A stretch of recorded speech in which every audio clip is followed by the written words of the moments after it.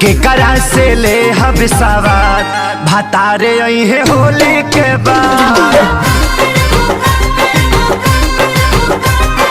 केकरा से ले हब सवार भतारे आई है होली के बाद।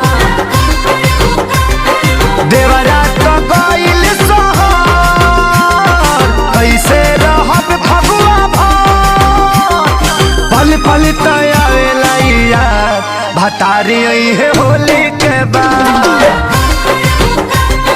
केकरा से ले हब सवार भतारे आई है होली के बाद।